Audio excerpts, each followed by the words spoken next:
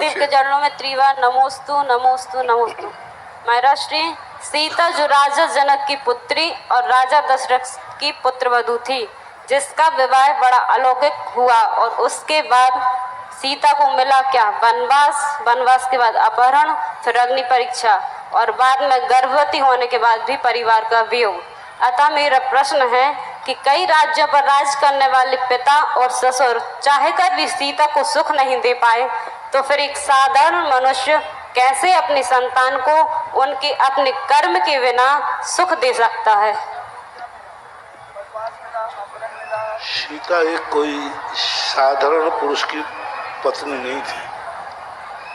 सीता एक साधारण पुरुष की राजा नहीं थी, पुत्री नहीं थी। सीता रानी थी, सीता राजकुमारी थी। एक सामान्य पति होता तो बात अलग था। मैंने एक बार कहा था ना, कल ही परसों, एक राजा अपने बेटे को फांसी देता है और नीचे जब घर आता है तो रोता है। क्यों रोता है? उसी ने तो फांसी लिखी। बोले नहीं, पिता ने फांसी नहीं लिखी है, राजा ने फांसी दी है। इधर पति ने बात नहीं कही, राजा राम थे। राजा के लिए प्रजा प्यारी होती है, अपनों का और अपना सुख उन्हें तो छोड़ना पड़ता है। राजा के मर्यादा पुरुषोत्तम राम थे, उनके लिए तो इस प्रकार की। लेकिन वे जानते थे कभी कभी अपनों के ऊपर जब विश्वास होता है तो जनता के सामने अपनों की परीक्षा ली जाती है। अपनों की परीक्षा रामचंद्र जी जानते थे निर्दोष है, और निर्दोष होने के बावजूद भी यदि वो जनता के सामने स्पष्टीकरण करते तो लोग ये और कहते, हाँ वो तो हर व्यक्ति अपनी जोरू का पक्ष लेता है, कोई मानने वाला नहीं था, हर व्यक्ति अपने। तो जनता के सामने और उनका संबंध, हाँ यदि रामचंद्र जी का सीता से संबंध नहीं होता, अन्य नारी होती तो शायद रामचंद्र जी उसको बहस करने का मौका भी देते। लेकिन उन्होंने कहा जनता समझेगी नहीं, उल्टा लांछन और लगाएगी, तो भी उनको वनवास में भेजा।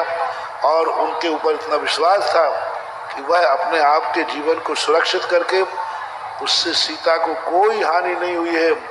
सीता तो और चमक गई।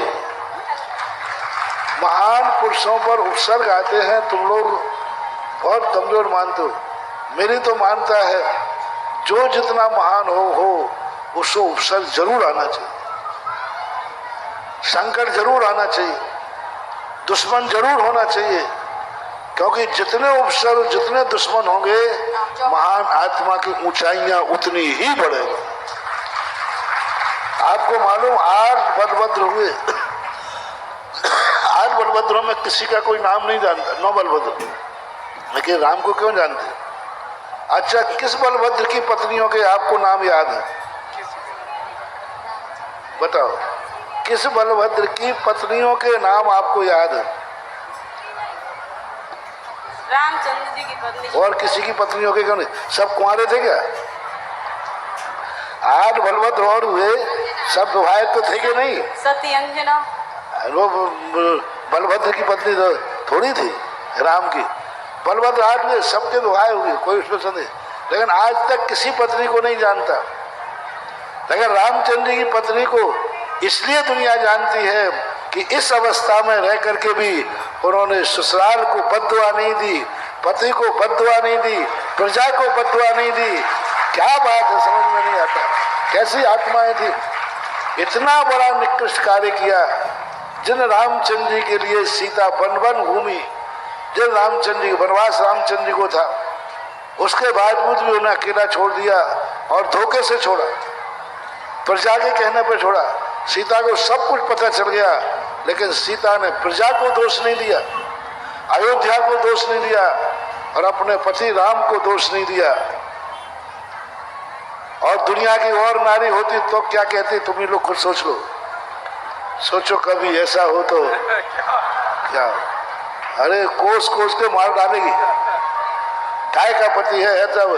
हाँ, सीता ने उसके बावजूद भी क्या कहा, जब लक्ष्मण या कृतांत वक्त जब सीता को वनवास में सच्ची कहानी सुनाते हैं कि हम लोग के लिए रामचंद्र ने इस प्रकार से कहा है, तब सीता ने किंचित मात्र भी उड़ाना नहीं दिया।